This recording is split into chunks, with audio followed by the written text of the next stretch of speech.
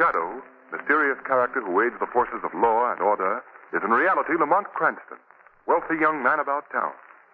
The shadow uses his hypnotic power to cloud men's minds so that they cannot see him. Cranston's friend and companion, the lovely Margot Lane, is the only person who knows to whom the voice of the shadow belongs. Today's story, The Laughing Corpse.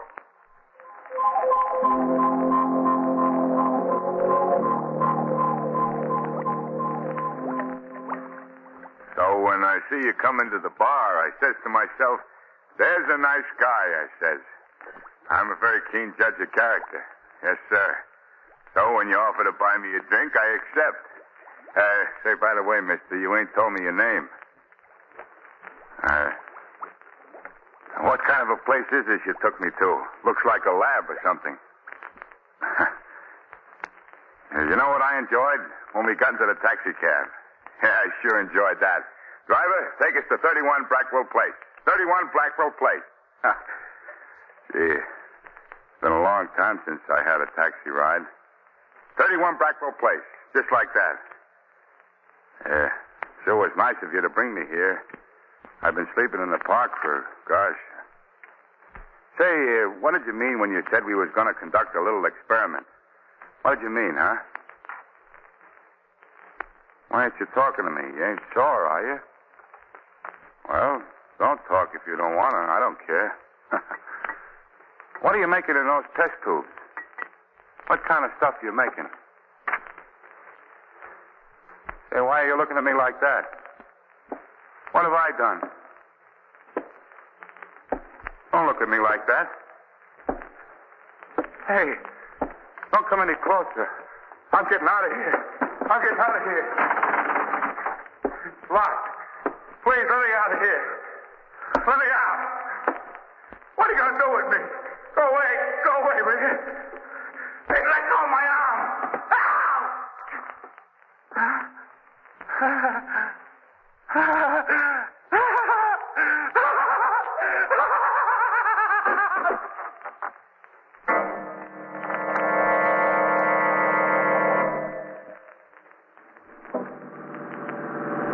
Margot, look, I do enjoy this lovely cab drive with you, but, will you tell me where I'm going at this hour of the night? Well, Lamont, if you knew, you'd get angry. And not knowing makes me angrier. Shrevey. Yes, sir? Do you know where you're driving us to?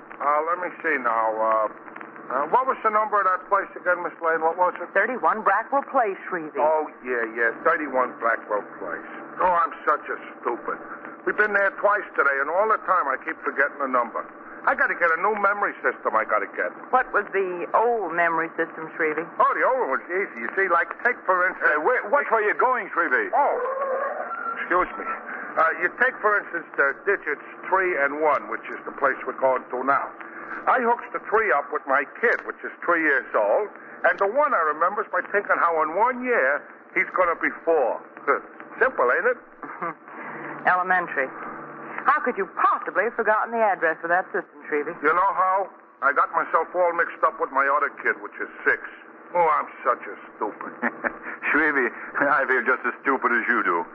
I still don't know where we're going, why we're going to this place at 11:30 at night. Well, if you wait till tomorrow, the apartment may be rented. Shrevey, now you've given it all away.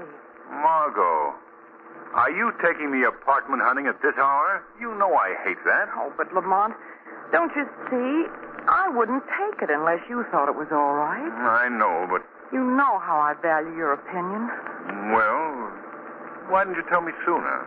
Well, I wanted to surprise you. Okay, I'm hooked. What are you laughing about, Shrevey? Well, I was just thinking, Mr. Cranston, I was thinking how dames could twist guys right around their little fingers. They could twist them. That'll be about all from you, Shrevey. Don't talk so much. Yes, sir. All right for you, Mr. Cranston. You're pretty jumpy tonight, Lamont. What's the matter? Oh, nothing, Margot. I'm just bored, that's all. I know. You haven't had anything to keep you busy. No criminals to track down. Shrevey, why'd you stop? Shrevey!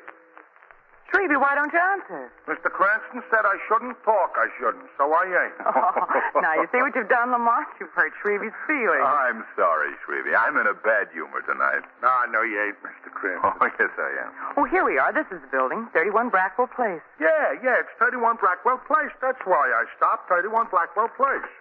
Wait for us, Shrevey. Okay, Come on, up this flight of steps, Lamont. All right. This certainly is a weird-looking place. Well, that's just because it's dark. Looks all right in the daylight. Yeah. Ring the superintendent's bell, will you, Lamont? Yes, all right. Margot, won't he be angry at our disturbing him at this hour? Oh, no. He told me I could come back tonight to look at the apartment. Oh? Well, what's so exceptional about this apartment, Margot? Oh, Lamont, it has these high, old-fashioned ceilings and the most glorious view of the river. Well, what do you want? Oh, you remember me. I'm Margot Lane. I put a deposit down on one of the apartments here. So what? No, he won't be angry. Well, you said I could come back tonight to look at it. I said you could come back this evening. It's 11:30 now, young lady. You got me out of bed. Well, what did I tell you, Margot? Oh, please, Mr. My name is Lascombe. Please, Mr. Lascombe, I know it's very inconsiderate to bother you at this hour, but couldn't we please see the apartment? Oh, well, come in. Thanks. Down the end of this hall. Aren't there any lights? The bulb just burned out this evening. Oh, I see. Here we are. Just a minute now till I find the light switch. Nice bright place. There. How do you like it, Lamont? Like it? I think it looks terrible. Well, of course, the place needs redecorating. Yes, and badly. Well, look at the holes in the wall. What caused that? And the previous tenant was Dr. Destroff. He's a chemist. He used this apartment as a kind of a laboratory. The holes are from some of his apparatus. Oh, I see. Well, what do you think, Lamont? Well, if you wanted quiet, you certainly got it here. Yes, and it's always like this. Always nice and quiet. What's that? I don't know. Someone thinks something is funny, all right. Well, listen to him. Lamont, that doesn't sound like... Come on, Margot. I'm going to see what this is all about. There, Lamont, across that door sill. Dr. Lorenz. Here, give me a hand. His body's so tense. As if he had a convulsion or something. Let's turn him over. There we are. Oh, his face. His face, Lamont. Margot, get hold of yourself. Oh, but his face, Lamont, it's all twisted up as though he were laughing. Well, don't look at him, Margot. What are we going to do? There's nothing we can do now. This man is dead.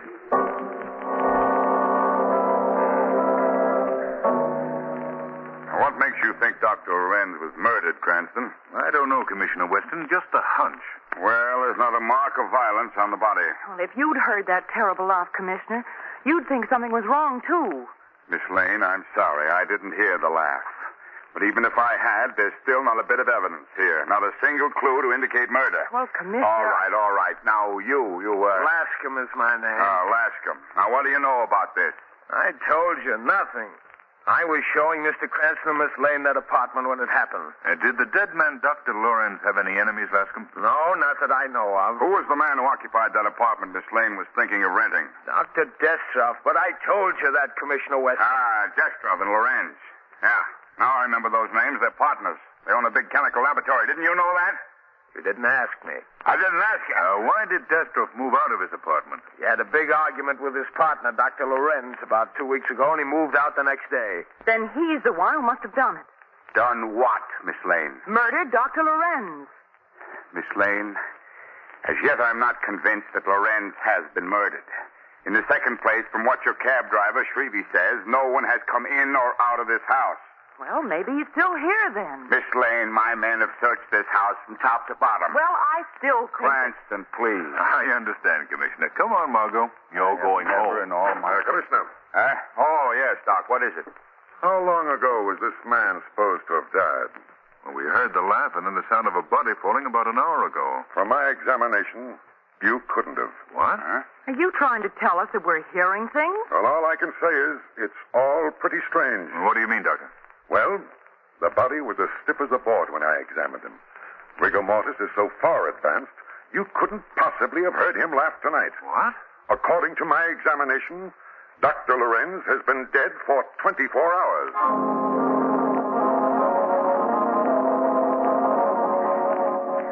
The way the medical examiner talked, you'd think we didn't know what we were doing, Lamont.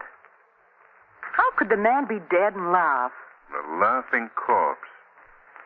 It is pretty strange, Margot. I think Commissioner Weston ought to get a new medical examiner. That's what I think. Well, Margot, you remember when I went to turn Dr. Lorenz over, I remarked that the body was stiff? And it does look as if he'd been dead for some time. But that terrible laugh, Lamont. What of that? I don't know, Margot. And Lorenz's face was contorted as though he'd been laughing. Margot, I believe it was Lorenz that we heard.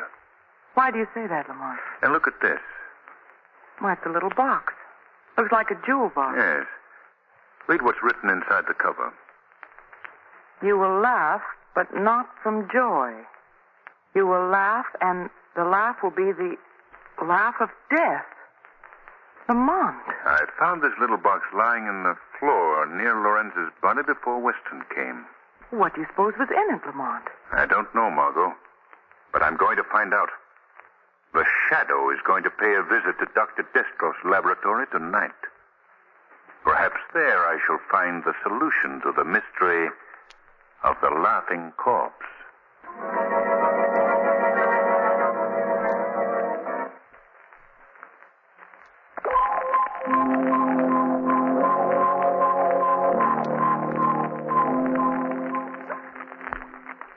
Now we shall see if the formula is correct. The proper catalyst. Who is there? I thought I heard the door open. It must be my imagination. It is more than your imagination, Dr. Destroff. What? Who is it? I can't see you. No man has ever seen the Shadow, Dr. Destroff. The Shadow? Oh, yes, I have heard of you. What do you want of me? Have you ever heard this phrase before?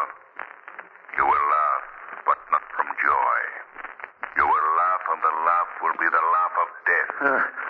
Where did you hear that? The Shadow has ways of finding things out, Dr. Destroff. You'd better tell me what you know of the laughing death. The laughing death? Here, tell me, Shadow. Has it already happened? Is Lorenz dead? It won't do you any good to pretend innocence. Lorenz was murdered earlier this evening. How did he die? Tell me, I must know. You know how he died. Yes, I know. I know how he died, just as the notes warned us. The notes? Then... Not since last year. So he has made good his threat, then. Who, Destroff? I'd better tell you everything, Shadow. 7 years ago, there was another partner in this laboratory besides myself and Destroff. A man named Vitor. He was incompetent, a drunkard. When Lorenz and I perfected a new formula, we refused to give him a share in the profits. Go on. After heated words, we dissolved the partnership with Vitor. Then Lorenz and I opened a new laboratory by ourselves. You threw him out? Call it that if you will. He only hindered us. He was ruined. No money, no credit. And he was really a brilliant chemist, but undependable. It was impossible for him to get work. What happened to him? That we do not know. He came to us and begged to be taken back, but we refused. Lorenz laughed at him, and I suppose I did too. He was so ridiculous. Vitor threatened you? Yes, with the laughing death. Each year a note has come with the same words.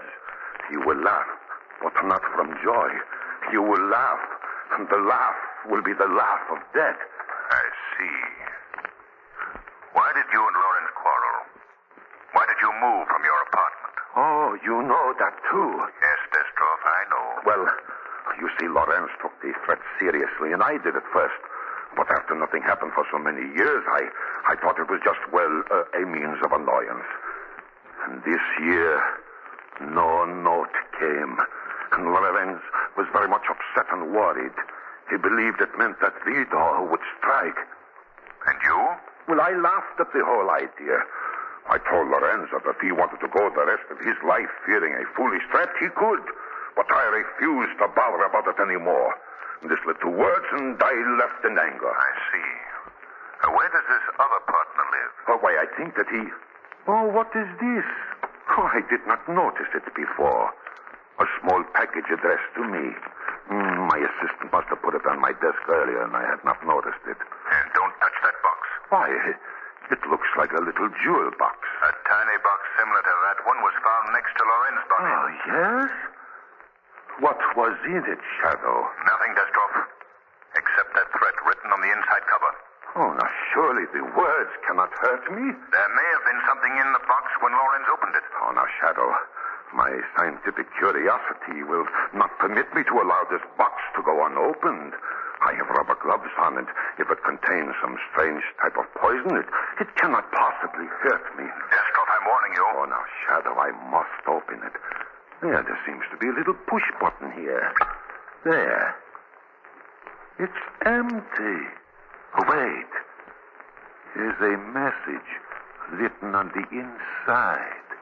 You will laugh, but not from joy. You will laugh, and the laugh will be the laugh of death. The same note that Lorenz received. Yes. Destroff, your life is in danger. You must tell me where Vito lives. Yes. Before he can complete his revenge. I think that he leaves... I think...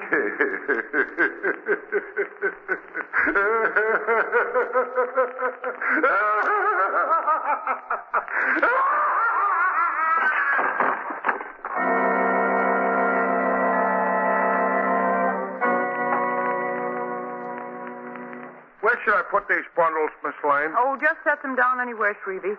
I'll put them away when the rest of the furniture comes. Okay, Miss Lane. Well, don't drop them right in the middle of the room, Shrevey. Well, you said just to put them down anywhere, you said. Well, I meant out of the way, over there in the corner someplace. Okay. Hey, what do you got in these packages? Handbills? Just odds and ends, Shrevey. There, how's that? That's fine. Now, is there anything else in your cab? Yeah, Miss Lane, a few more odds and evens. Mr. Cranston's bringing them up. Hey, open this door a little wider, someone. I can't get through. Oh, all right. How's that?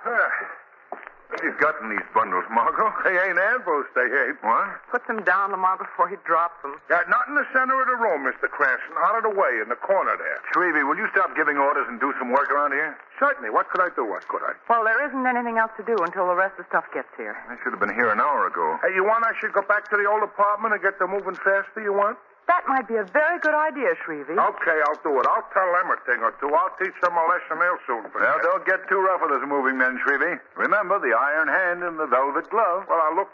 What? Oh, never mind, Shrevey. Hurry them up. The iron hand and a velvet glove. I guess that's a puzzle. Margot, you thought of everything except one thing. What? What are you going to sit on while you wait for the movers to get here? Oh, I'll be too busy to sit down, Lamont. But you know, now that I'm here in this apartment, I'm not very keen on it. You're not? No. Well, isn't that just like a woman? What about the high ceilings and the glorious view of the river? Oh, that's all right, Lamont, but, well, this place gives me the creeps. I can still hear the sound of that horrible laugh. First you tell me you don't like the apartment, and then you persuade me to move here. Well, Margot, the reason I wanted you to rent this apartment is I believe that the solution to the laughing corpse may still be here. Well, that isn't going to make me feel any better about living here. Have the police found anything new, Lamont? No. A report from the medical examiner on Destroff's death was the same as for Lawrence. Death from causes unknown. And there was nothing in the little box when Destroff opened it? Not a thing, except that note. Here, look for yourself. Oh, yes. It's exactly like the little box you found in Lorenz's apartment. How do you open it, Lamont? Here, give it to me. See, you press this little button here in the center. Oh! What's the matter, Lamont? I pricked my finger on something sharp when I pushed the button. That's it, Margot. What? That must be the way the poison was administered. After Destroff pressed the button to open the box, he started to laugh. Oh, Lamont, then you... Yes, the drug. Now I've got it, too. Oh, no, Lamont. Well, nothing's happened to me yet. Why did you break the box open, Lamont? See here, Margot. A tiny hypodermic needle concealed in the cover. When the button is pressed, the person pushing the button is given a dose of poison in the fingertip. Oh, Lamont, come on. I must get you to a doctor. Wait a minute, Margot. That won't be necessary. I'm going to be all right. But you... The needle must have been empty, Margot. Destroff got it all. Oh, thank heavens. You're all right. Margot, where's your phone? I've got to call Commissioner Weston immediately. The phone? Well, it hasn't been installed yet, Lamont. Oh, well, I'll go to the corner to phone. Come in. I just came up to tell you, Miss Lane, that the decorators are coming in tomorrow. I'll see you later, Margot. All right, Lamont. The decorators want to know if 8 o'clock will be all right with you. Oh, yes, that'll be fine, Mr. Lascombe, thank you. Oh, there was something else I wanted to ask you about. The plumbing in the kitchen doesn't work very well, and do you think that... Well, Mr. Lascombe, what's the matter? Where did you get this little box? Well, I don't see that that's any business of yours. Perhaps it is. More than you know. Tell me. Let go of my arm. What do you know? I'll scream for help. Go ahead. Scream. No one will hear you. We're quite alone here. You're the killer. You killed Lorenz and Destroff. Well, suppose I did. You know now, but it won't do you any good to know. You're going to die. Lamont! Oh, go ahead. You're frightened, aren't you? In a moment, you'll think it's very funny, yes. Very humorous. Please. You'll laugh, yes. You'll laugh. Oh, no. And you will die laughing.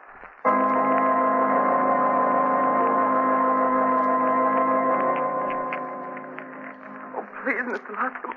I've never done anything to you. No, you and your friend, Mr. Cranston, know too much, Miss Lane. You wanted to catch me, make me pay for my crime. I would never have suspected you if you hadn't given yourself away. That's most unfortunate for you, Miss Lane. What do you mean? You see, I brought you down here to my laboratory in the basement to kill you. Oh, no. Don't be unhappy. You laugh as you never laughed before. Oh, you can't. I'm preparing my secret formula. The laughing death. Oh, no, now. please. One for you and one hypodermic for your friend, Mr. Cranston. Please, I promise I'll never say anything. Too bad I can't believe that. Oh.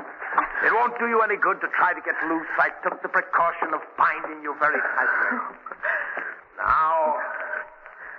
Now everything's ready. No, don't come any closer. Prepare yourself, Miss Lane. It won't hurt very much. And you'll be so happy. So happy. You will laugh. And laugh. And laugh. And then you will die. What?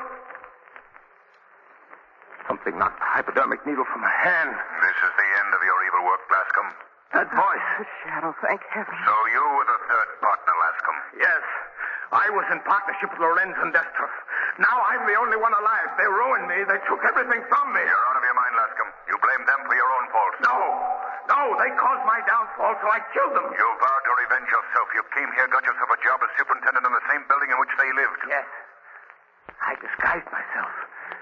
They never recognized me. You have a brilliant mind, Lascombe. It's a great loss to civilization that you couldn't have used it for good instead of evil. The police will soon be here. Will never get me. Shadow, stop him. He has another needle ready with the poison. Stop, Lascombe. Stop, I say. Too late, Shadow. I've already administered the drug to myself. At least, I have the last laugh.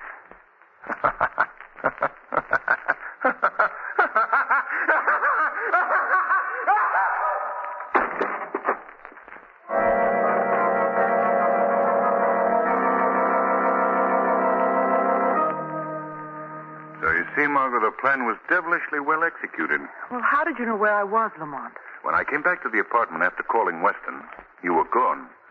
I figured you were with the superintendent.